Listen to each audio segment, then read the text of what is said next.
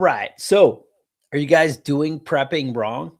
Well, what I mean by that is so often I've spent like so many people, including me, have spent like thousands of dollars on things that you don't really need or end up being redundant or just aren't quality or you do the wrong thing and it's a mistake. And how do you know what the right thing is, right? The right answer when it comes to prepping.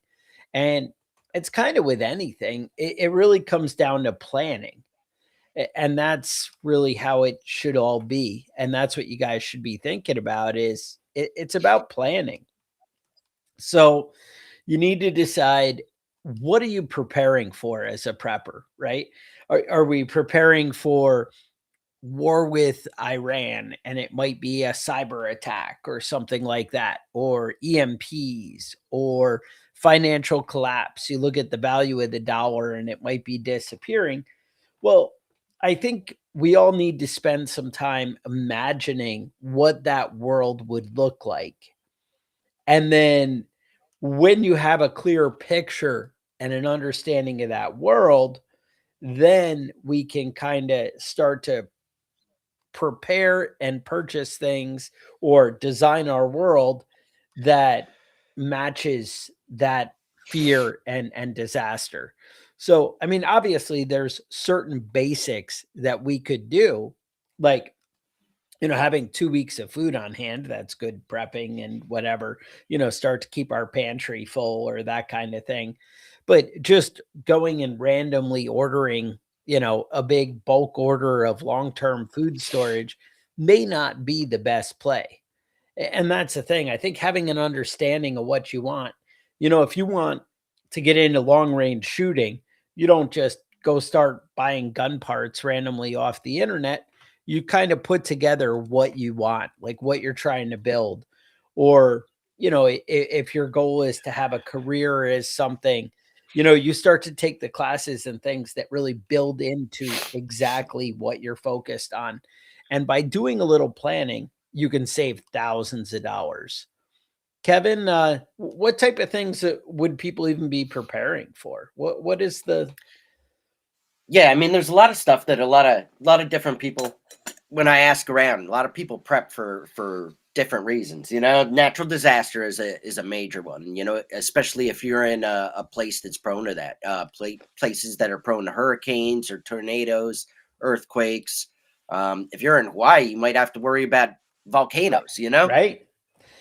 Yeah, you might be Um, up and running. And that's the thing. So if somebody buys stuff for, hey, I'm going to make my compound perfect, but your real fear is preparing for a volcano, then that's not really, being able to have a bunch of heavy camping gear isn't really going to be the answer when it's how mhm, do I, scoot and boot or whatever out of here. Maybe your money's best spent on a pickup truck or some kind of, mhm. bug out vehicle that's little, Or a yeah, boat. a boat, right? Exactly. And Yeah, that's the thing. I remember a couple of a couple of years ago there was a volcano was going off there in Hawaii. Mm, People had to flee, and a bunch of people were out in the water because that's how far they have to that's the yeah. only way they could get away was to swim out. And a couple of people drowned just trying to get out in the water far enough that they were safe from the lava flow. Um, Other stuff people are prepping for is EMPs. That's a big one, right? Powers out, everything's out. Um, if you don't have a little Faraday cage built in your house where you can store some of your stuff, everything's going to be lost. Your phone, Yeah. your car, your everything. Um, Unemployment. Some people prep for just not having a job suddenly. Absolutely. Maybe you can't pay your bills, but you can still eat. You can prep for that. Well, Um, well, that's the thing. I think a lot of people buy like camping gear or, they envision some kind of, oh, preppers. I watched that show Alone or something, and they're out in the woods trying to make do.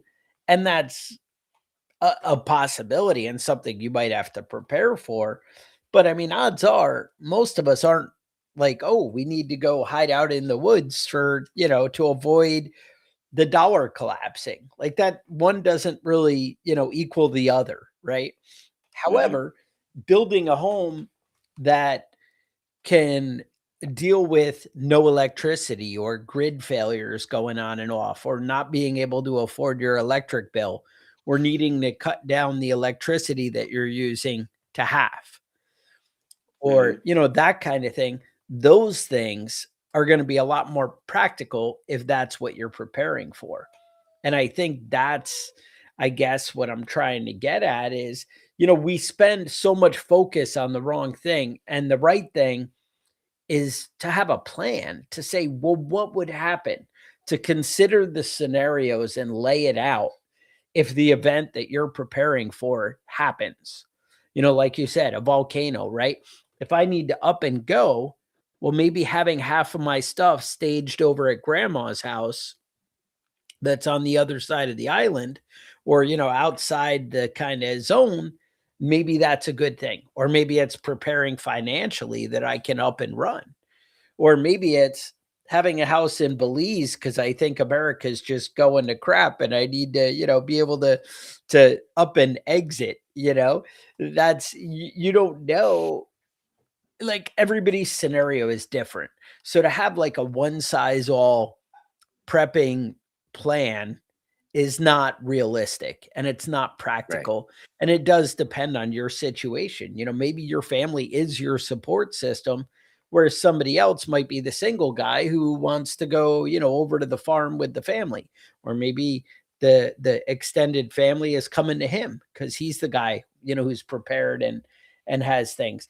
But you need to plan for that world, for things to be set up. So that's the big thing. So I think the first thing you should do when coming up with a prepping plan is, one, decide. Now, obviously, there are multi things that can happen, right? We all think that the dollar is kind of slipping and losing value. I think it's Hmm. naive to think that inflation isn't happening.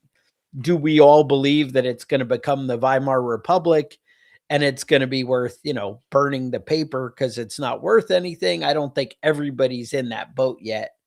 Although when you look at the national debt, but I got to say, I listen to the prepper books and they're all like, yeah, the world went crazy and all of a sudden the national debt is 24 trillion. And I'm like, dude, that was half of what it is now. It's like Yeah. 38 or 39 or something right now, right?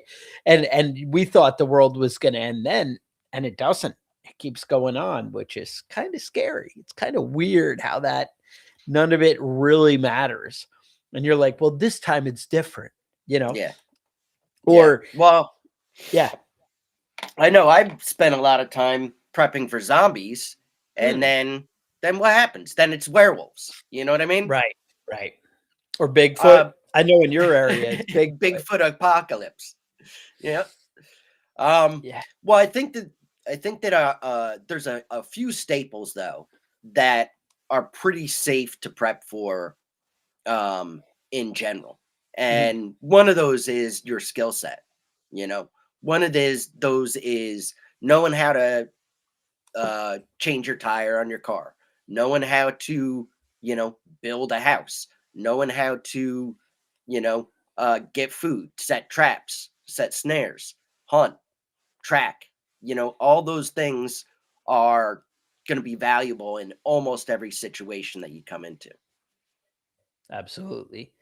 And that's like even more. I mean, it's how do you cook with with limited resources? How do you, all these survival skills? Just, I gotta say, one of the things is being able to like think on your feet or assess a problem. That was one of the big things I really appreciated a couple of times. I remember one like defining moment early on in my life. I used to work with my brother running water plants like you, and and I had a problem and called him out, and I'm 17, 18, young and dumb and whatever. And I'm like, hey, this, I can't handle it. And he came out and he's like, well, what do you think I'm going to do? Like, why are you calling somebody else? If you call the plumber, what's the plumber going to do? What's the, like, think it through for a minute. Now, obviously, as an average citizen, I may not have all the plumbing knowledge or, like in my world, I don't know all if it was how do I bake a cake, I wouldn't know all the secret insights. I can follow a recipe, but I don't know the outside tricks and whatever. So somebody can bring more knowledge, but think it through and having that mindset of, "Well, let me just think, what am I going to do? Or what is somebody else going to do? Why can't I do this?" And laying out problems like that. The next thing, when I got into the military and got into electronics and electrical stuff, and the military I felt was really good at teaching you how to troubleshoot. And one of the big things was cutting the problem in half and like basically defining the problem. They were like, look, if you hit the button and the switch or the motor doesn't turn on, where's the problem? Well, it could be the button, it could be the wires in between, it could be the motor. Well, let's isolate that. When I hit the button, is it changing, when I move it? So that's one thing. That's one section right there. Instead of seeing it as a giant problem, I can break it into small bites. And I Hmm. think that's how we need to, approach solving problems in life is, let's instead of being overwhelmed, let's focus on the little sections and kind of break it down. And Hmm. I think that's what you need to do with prepping is define, all right, what's the big problem? Well, the economy is going to collapse. That's so bad and so scary. Okay, but what is my goal, right? My goal is to take care of my family. All right? So that's step 1. So I don't need to worry about the whole world or, whatever. I mean, obviously I'm going to try and vote the right way and do the right thing, but I can't change that we're going to have a Democrat that spends too much money or a Republican that spends too much money. I can only vote for one of the two, or even, the libertarian that's not going to win, but that's, what am I going to do there? I'm stuck. So I Hmm. can't control that. That's beyond my ability. But what I can control is what I do with my family. Am I overextended? Do I have the best job that I can get while still taking care of my family and things at home? Sometimes making more money doesn't do me more good at what I could actually be doing. If I had more time with my family or at home, I could be doing more to prepare or set things up. You have to Yep. find that balance for your own life. Then, what does your family need, right? So, my family needs food to eat. Well, one, I guess the most important thing is they need shelter. They don't need the tax man or the government to take my house away, the bank. Right. So, I have that minimum standard. Now, can I choose to live in an area where the taxes aren't out of control? Or I can have a job that can pay for those high taxes or, something like that. So that's step 1. Then step 2, how am I going to feed my family? Well, all right, the grocery store, but the grocery store is getting expensive. I can have 2 options.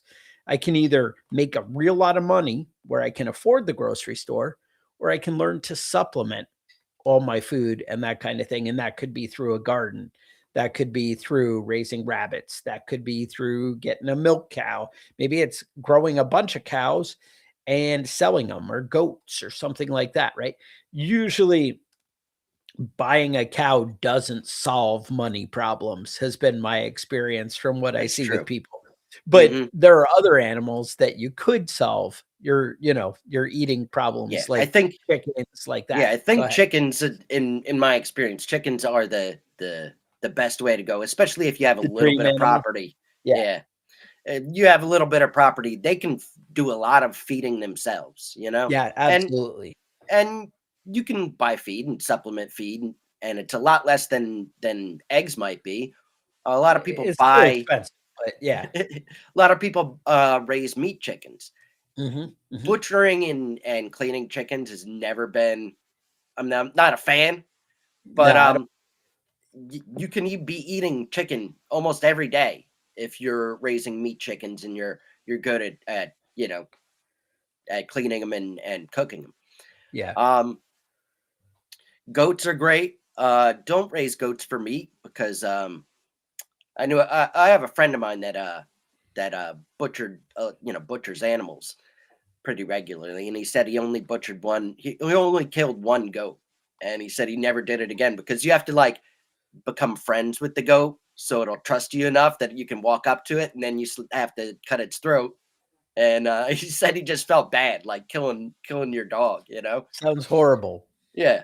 So, but goats produce a lot of milk. You know, it's something crazy like 2 gallons a day, 3 gallons a day, and chickens same way. You if you have 10 chickens, you can be getting half a dozen eggs every single day.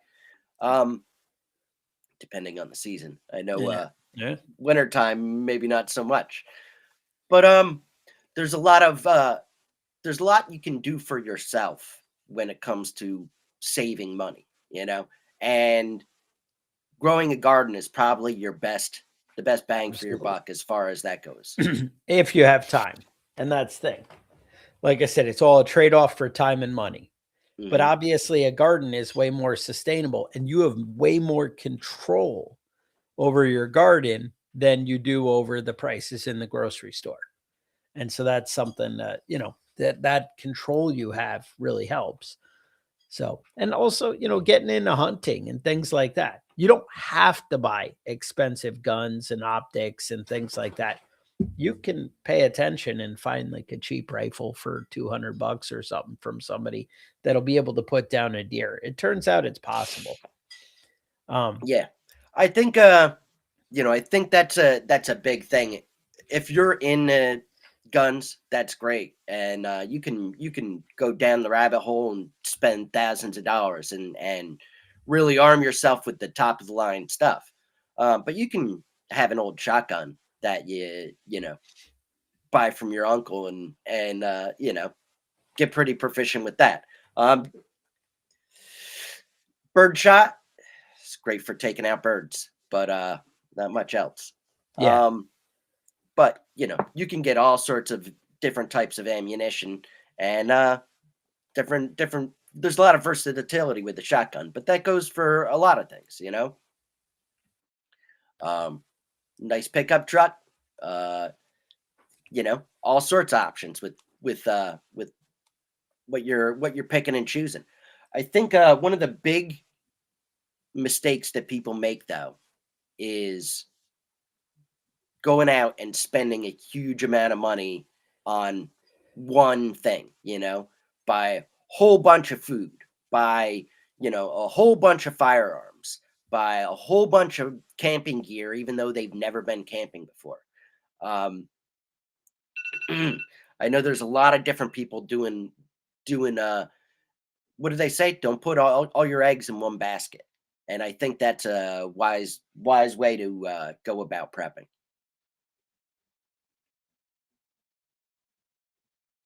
Yeah, exactly. No, that's it. Because, yeah, if you're counting on one thing, you don't know if some insect or, I know for years we were plagued by groundhogs just eating all our vegetables and, going through. So it's always something like that. Or maybe you don't get the deer, maybe things aren't lucky. Mhm. Now I have like a pack of coyotes running the neighborhood and, Oh, that's maybe they scare that's not away good. all the wildlife, or, it just things can change and diversity is a big thing. So food, big thing, right? Part two, you need to think about security. Well, again, what am I really preparing for? Am I preparing to defend my home? Or am I preparing to be able to like run and gun and be whatever? Is it maybe it's just talking to my neighbors and hey, we block off the cul-de-sac or our section of the road. We can set up a little checkpoint with, protect 5 houses at one time. You know, what are you preparing for? Right. It really depends. Right. Sometimes having the old man sitting out on the front porch with the shotgun at night is enough, and if there's 5 houses in your little block of the street, one guy can do that and you can kind of have a rotation. Talking to your neighbors could be the solution. And Mhm. that's I guess really the focus though of what I wanted to talk about today is have a plan, have a structure before you spend money because it doesn't have to be money. That's money's fun, right? People get all excited about the gadgets and the, different things they can buy. I was just just looking on the internet just now and or earlier today, and I was watching something about, the guy who makes $47,000 a year goes and buys like a $53,000 truck, right? And and he pays for that. And then they were saying, but that guy's boss who maybe makes 230,000 a year, that guy is probably buys the $14,000 car because it's not about having something flashy or showy, sometimes function in the right thing. And by jumping in and just buying whatever neat prepper thing that we see or chasing after the next emotional thing can be all wrong. Sometimes just putting thought and say, what's going to get the job done? You know, what can I do to take care of my family and I don't need to go crazy. You can buy reasonably priced seeds. They're not that expensive to start that garden. And, that's the whole, beauty of it is you spend the budget that's appropriate. And by having a plan, you don't have wasted redundancy. A lot of us run out and they're like, oh, I need a little like backpack water filter. Now, again, I think everybody should have like a 72-hour get home bag in your car. I think that's just reasonable, logical things to do. But all right, let's talk about what you need for that. I don't mean right now. I just mean let's, look into that. Do I just do the 72-hour that's going to be right for my family? What's going to get me home? Having a compasses and not knowing how to use a compass isn't going to help you. Having a map probably will. Those are the kind of things like knowing where you are, that kind of thing. Is it going to help you or is it not? Those are the kind of things you need to get excited about and, look for. Um, all right. So the next thing, we talked about security, right? Having the guns, having a plan, talking to somebody, but find again, what do you need for your family? You don't need a million guns. I might have more than one, but that's because I like to play with guns. That's my own problem. That's not, that's a fun hobby. That's not because, it's better to inspire your neighbor to buy him a gun instead of think I have to supply my whole neighborhood with guns to run a watch, that kind of stuff. Maybe it's communications, right? How am I going to get in touch with my family? Is that ham radio? Is that, all these different things they come out with that are pretty cool. They have all these different cell phones and devices and walkie-talkies. I always talk about I have the Motorola talkabouts for communication on like a compound or in the area. And those kind of things are pretty awesome. But again, is that where you should be spending your money? You need to look at your goals and what you're really trying to do and then decide where my priorities are. Now, I think your priority should always be food first. Another thing people overlook a lot is medical, right? What about your medication? What about that stuff? Could it be as easy as talking to my doctor? Hey, could I have a 90-day supply on hand?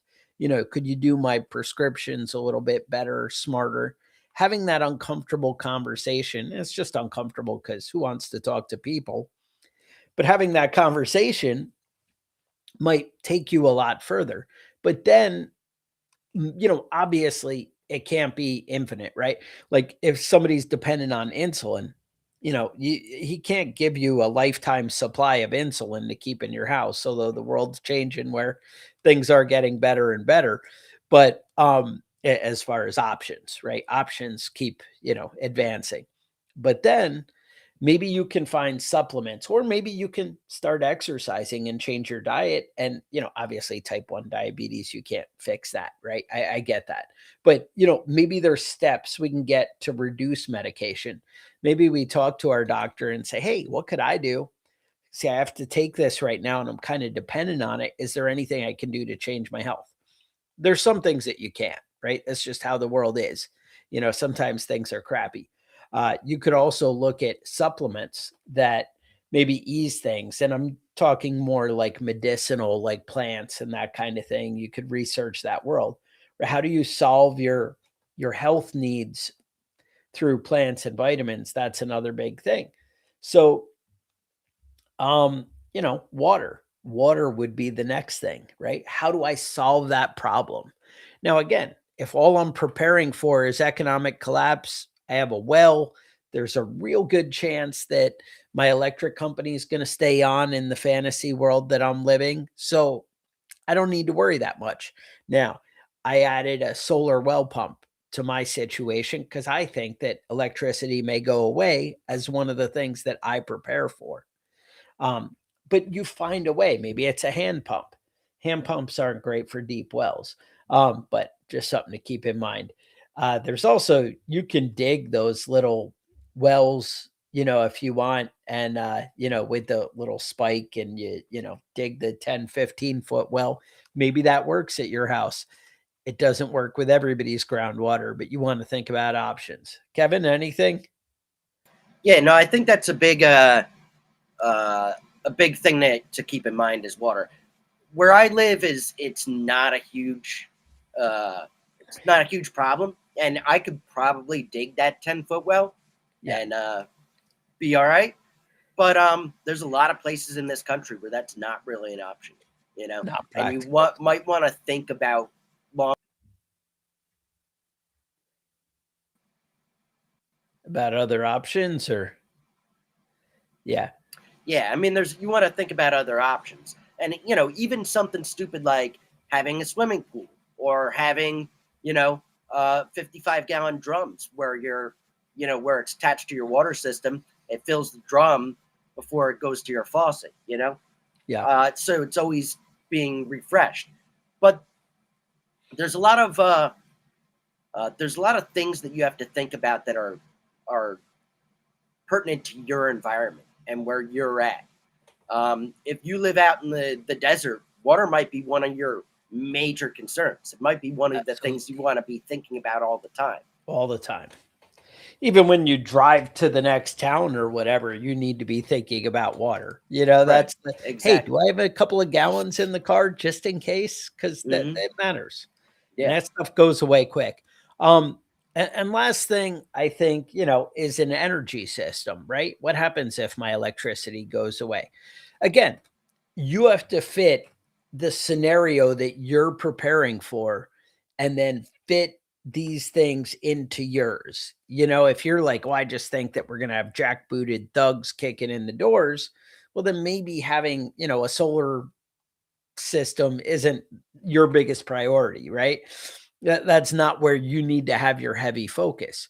But if you need electrical things, you need to think about solar generators. I gotta say, flashlights and stuff are kind of something you might want to have into the future, right?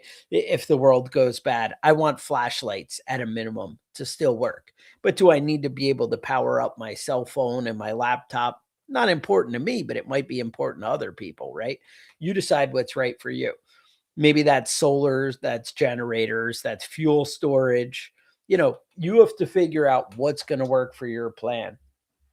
But that's really basically what it comes down to is you need to have that plan, right? But make your plan for your concerns. Whatever you're preparing for. If you lay out that plan first, then you can spend your money so much wiser. And one of the big things I think is people become so desperate to, "I need X amount of electricity to run my house or run my homestead." But maybe you need to say, "Hey, how can I cut back how much electricity I use?" Maybe I make an alternative to using the washing machine or the dryer. Maybe it's as easy as a clothesline and I just cut my electric bill in half, right? Because I bought a clothesline. Maybe that's something people should start thinking about with electric bills these days. Um, Maybe it's, do I wash my clothes in a bucket? Now, why would I do that if it's so easy that I can just use the washing machine? But you come up with an alternative to whatever the problem it is that you're trying to solve. You come up with the alternative for how do I get water without it coming from town, right? In that main pipe. Um, think about what people used to do before that town water came in. We, me and Kevin, we were talking about there was a well right in the middle of his town in Saugerties there in New York, where, in one of the businesses, they just had a well in the basement that you could just, drop in a bucket and pull out water. Well, knowing where those resources are, it's going to make a big difference in how you're able to survive and function.